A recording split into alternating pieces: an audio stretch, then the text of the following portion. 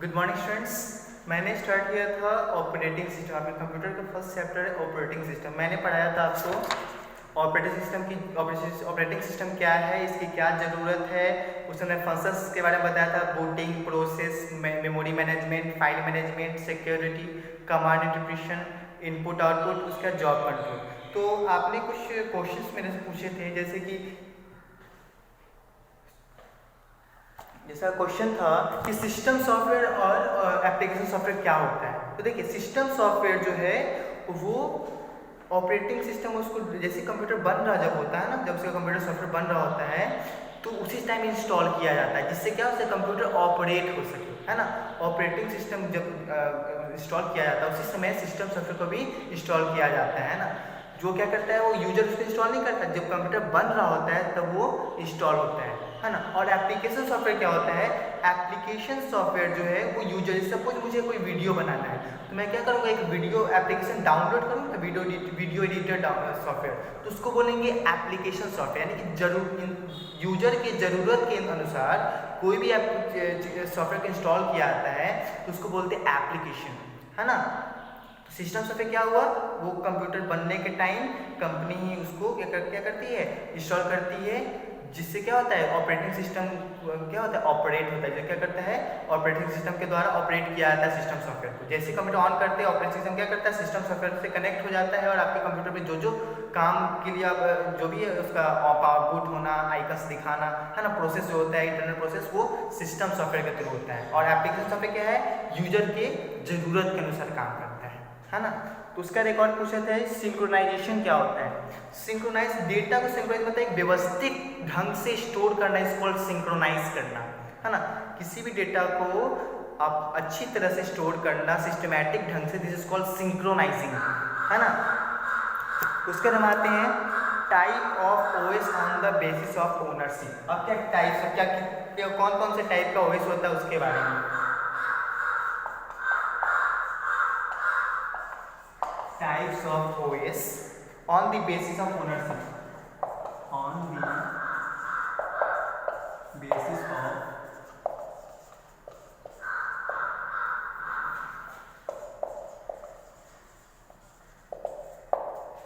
Ownership, है ना। तो क्या है ओनरशिप, मतलब जिस तरह से कंप्यूटर ऑपरेट, जिस काम के लिए ऑपरेट होता है ना, उसके बारे में ओएस को क्या किया जाता है, टाइप्स बताया जाता है। Types of OS on the basis of ownership, ownership के ऑन द बेसिस पर। जैसे there are two types of OS. Operating system कितने तरह के होते हैं, दो। एक होता है proprietary OS,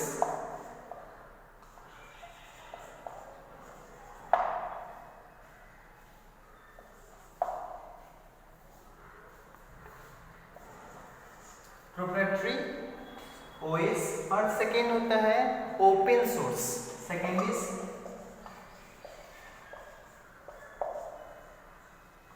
is open source. Operating system ownership की बेसिस पर दो तरह का होता है, proprietary OS and open source.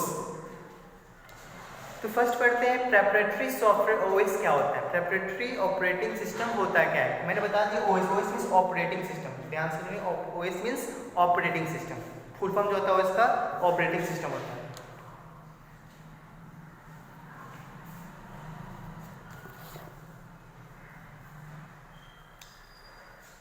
Proprietary software is computer software licensed exclusively legal right of the copyright holder। देखिए, प्रोप्राइटरी सॉफ्टवेयर क्या है, एक कंप्यूटर सॉफ्टवेयर होता है जिसमें जो लाइसेंस्ड होता है, यानी कि कोई भी ऐसे आप जैसे माइक्रोसॉफ्ट ऑफिस है ना, वो एप्लीकेशन को खरीदना पड़ता है ना। तो क्या बोलता है, आपको एक लाइसेंस देता है, यानी कि कोड देता है, वो आपका लाइसेंस रहता है जो पैसे के द्वारा परचेस किया जाता है ना। जब तक वो कोड नहीं डालोगे आपका सॉफ्टवेयर क्या करेगा, काम नहीं करेगा। तो उसी तरह क्या है, proprietary software is the proprietary software is the computer software licensed exclusive legal right of the copyright holder, यानी जिसके द्वारा जो इसका ओनर है, ऑथोराइज्ड है, उसके द्वारा एक लाइसेंस होता है, लाइसेंस सॉफ्टवेयर होता है, उसको बोलते हैं proprietary software. The license is given the right to use the software under certain condition। जो क्या करता है, आपको ये लाइसेंस एक परमिशन देता है कि आप इस सॉफ्टवेयर को यूज कर सकते हैं। जैसे माइक्रोसॉफ्ट ऑफिस है ना, उसको आप खरीद लिए तब क्या एक लाइसेंस नंबर देगा, तो जैसे उसको इंस्टॉल करें तब उसको फीड करोगे तो आपको ऑथोराइज हो जाए कि हाँ आप इस सॉफ्टवेयर को यूज कर सकते हो, आपने इसको खरीदा, आपको एक लाइसेंस दे दिया गया। फॉर एग्जाम्पल जैसे बाइक खरीदने जाते हो तो सारा बनाकर लाइसेंस देता है कि हाँ आपका कंप्यूटर आपका बाइक है, आपने इसको पैसे देकर खरीदा है ना, आपका कॉपीराइट है। उसी तरह क्या प्रोप्राइटरी सॉफ्टवेयर है जिसको पैसे देकर खरीद कर उसका लाइसेंस खरीदा जाता है। इससे क्या मिलता है, आपको ये परमिशन है कि आप इस सॉफ्टवेयर को यूज कर सकते हो, है ना। Mobile restricted from the other user, दो और जो क्या कर सके और दूसरे को क्या होगा, रिस्ट्रिक्टेड हो, दूसरा उसको यूज नहीं कर, जिसके पास लाइसेंस है वही उस सॉफ्टवेयर को यूज कर सकता है। Such as modification further distribution Windows Mac Solaris et such a type of OS, जैसे कि फर्दर जैसे कि विंडोज है, मैक है, सोलराइज है ना, सच टाइप्स ऑफ ओएस। ये सारे क्या प्रोप्राइटरी सॉफ्टवेयर कौन कौन है, विंडोज है, ओएस है, तो विंडोज है, मैक है,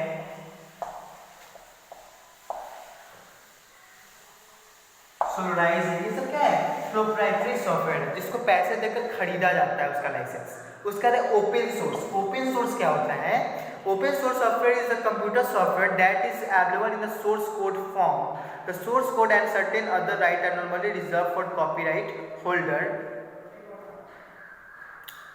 देखिए ओपन सोर्स सॉफ्टवेयर क्या होता है, इसमें क्या होता है एक सोर्स कोड के थ्रू एक कोड होता है, जब उस कोड को डालते हैं ना तो क्या होता है हमारा सॉफ्टवेयर काम करना शुरू कर देता है। The source code and certain other right are normally reserve from the copyright holder. जिसका सॉफ्टवेयर होता है, जो ऑथर होता है उसका, तो क्या करता है उसको एक नॉर्मली रिजर्व किया जाता है कि जो इस कोड को डालेगा वो सभी इसको यूज कर सकता है। जैसे कि एग्जांपल में लेते हैं वाईफाई का एक पासवर्ड होता है, तो जिसको पासवर्ड को बताओगे वो क्या कर सकता है, वाईफाई को यूज कर सकता है ना। लेकिन अब डिफरेंस क्या है प्रोप्राइटरी सॉफ्टवेयर ऑपरेटिंग सोर्स में, ओपन सोर्स में। प्रोपर्टी सोर्स क्या है, लाइसेंस सिर्फ एक ही आदमी के लिए ग्रांटेड है। एक बार कंप्यूटर में इसको इंस्टॉल कर लिए कंप्यूटर में, तो आप चाहोगे दूसरे कंप्यूटर में इसको चला ले तो आप नहीं चला सकते, ये प्रोप्राइटरी सॉफ्टवेयर। लेकिन ओपन सोर्स क्या है, ओपन सोर्स में अगर एक कोड सपोज मान चलो कोड 1 2 3 4 5 6 7 8 है, तो ये कोड जो कंप्यूटर में आप डालोगे ना उस कंप्यूटर में आप ओपन सोर्स को यूज, उस सॉफ्टवेयर को यूज कर सकते हो। इसका कोई लिमिटेड एक्सेस नहीं होता कि आप इतना ही में करोगे, जितने भी ये कोड डालोगे सब में उसका यूज कर सकते हो। ओपन सोर्स का काम ये रिजर्व होता है। They are provided under an open source license that permits user to study, change and improve the software. Open ये क्या होता है, इसलिए परमिट दिया था पढ़ने के लिए, इसको चेंज करने के लिए, सॉफ्टवेयर को इम्प्रूव करने के लिए ओपन सोर्स का जो है लाइसेंस दिया जाता है। Open source software is very often develop in public collaborative manner. देखिए ये क्या होता है, बहुत डेवलपर्स वगैरह के लिए पब्लिक डेवलप किया जाता है, पब्लिक के लिए। ओपन सोर्स किस लिए किया जाता है, पब्लिक के लिए डेवलप किया जाता है। जैसे कुछ ओपन सोर्स हैं, यूबंटू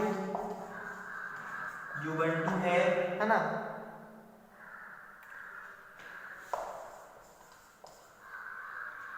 बॉस एजू है,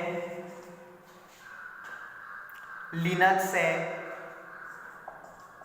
ये क्या है ओपन सोर्स है ना। इसका कोड डालो आप इसको यूज कर सकते हो, कोड डालने का आपको यूज कर सकते हो, इसको आपको खरीदना नहीं पड़ेगा, है ना।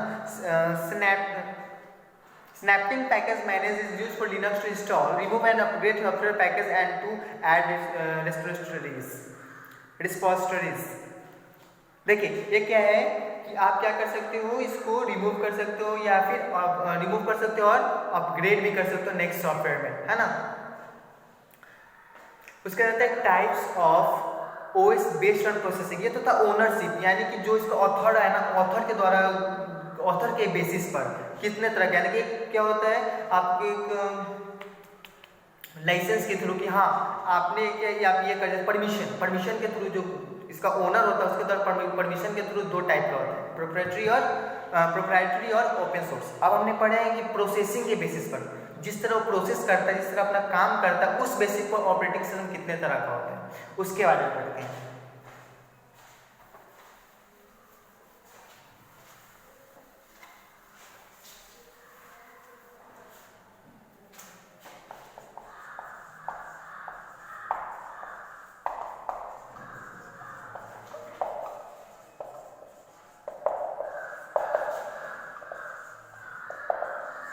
अब क्या प्रोसेसिंग है, यानी कि उसके जो प्रोसेस, जो डेटा को प्रोसेस करता है, कौन फास्ट करता है, कौन स्लो करता है, किसको कौन सा किस काम के लिए स्पेसिफाइड है, इन सब के बेसिस पर। तो फर्स्ट है बैच प्रोसेसिंग ऑपरेटिंग सिस्टम, है ना। ये होता है operating batch processing operating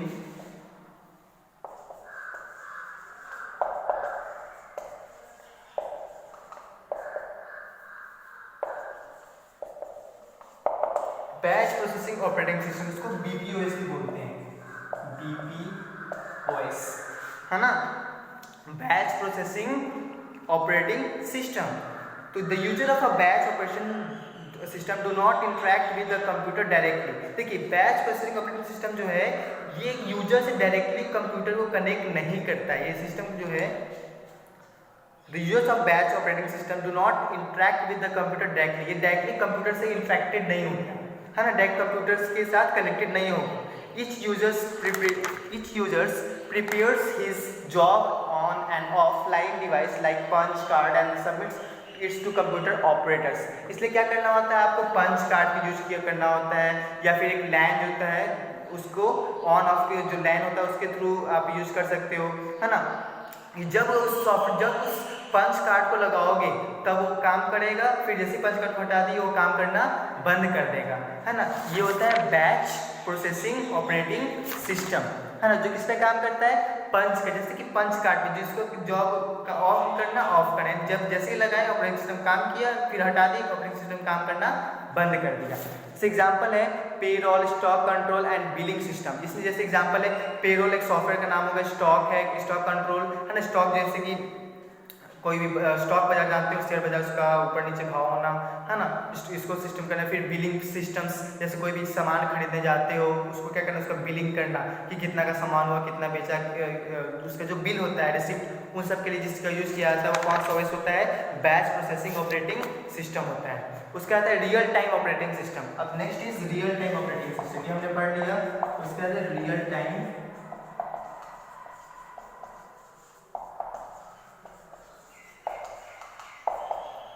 operating system. Next इसका प्रश्न होता है RTOS। अब हम पढ़ रहे हैं रियल टाइम ऑपरेटिंग सिस्टम के बारे में, है ना। एक बार इसको बैच प्रोसेसिंग ऑपरेटिंग सिस्टम को फिर से कर देता हूँ। बैच प्रोसेसिंग ऑपरेटिंग सिस्टम जो है ये डायरेक्टली कंप्यूटर से कनेक्टेड नहीं होता है ना। एक पंच कार्ड होता है, जब इसको कनेक्ट, जैसे ही इसको हम इसके कॉन्टेक्ट में लाते हैं तब ये ऑपरेटिंग सिस्टम काम करता है, फिर हटा दिए ऑपरेटिंग सिस्टम काम करना बंद कर देता है। अब आता है real time operating system. Real time operating system क्या होता है ना।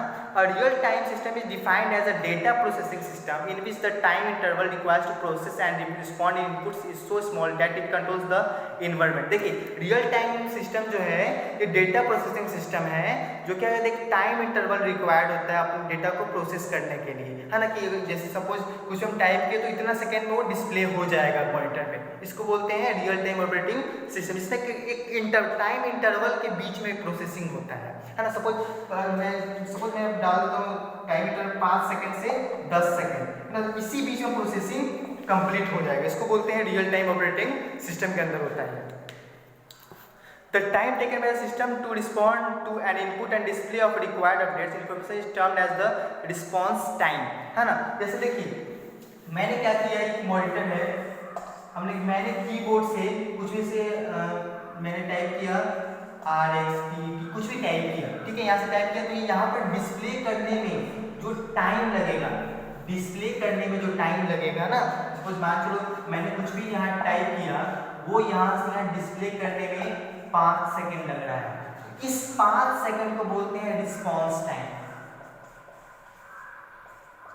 रिस्पॉन्स, इसको बोलते हैं रिस्पॉन्स टाइम, मतलब इतने टाइम में ये डेटा को इनपुट को आउटपुट बनाकर हमें दिखा दिया, this is called response time. ये कहाँ पे होता है, रियल टाइम ऑपरेटिंग सिस्टम। इसमें क्या है, प्रोसेसिंग एक टाइम इंटरवल के बीच होता है, जहाँ से स्टार्ट हुआ, जैसे 5 सेकंड से 10 सेकंड मैंने सेट किया है, तो 5 सेकंड से 10 सेकंड के बीच में ही प्रोसेसिंग डेटा प्रोसेस होकर आपको आउटपुट मिल जाएगा। This is called real time operating system. उसका बाद है इसकी एग्जाम्पल जैसे holiday and airlines booking system है ना, हॉलीडे होता है या फिर बुकिंग होता है, ये सब चीज़ों क्या किया जाता है इतने टाइम के लिए वैलिड है। जैसे कि टिकट में देखोगे रेलवे टिकट दिखाता है वैलिड फॉर 3 आवर और अराइवल ऑफ नेक्स्ट ट्रेन है ना, कि डिपार्चर ऑफ नेक्स्ट ट्रेन, मतलब कि जो वो ट्रेन है ना, सॉरी वो टिकट है वो 3 घंटा के अंदर ही वैलिड है, 3 घंटा के बाद वो वैलिड नहीं होगा। तो एक टाइम इंटरवल हो गया ना कि आपको इतने टाइम में जो भी है आप कर लेना है, इसके बाद आप इसको नहीं कर पाओगे है ना।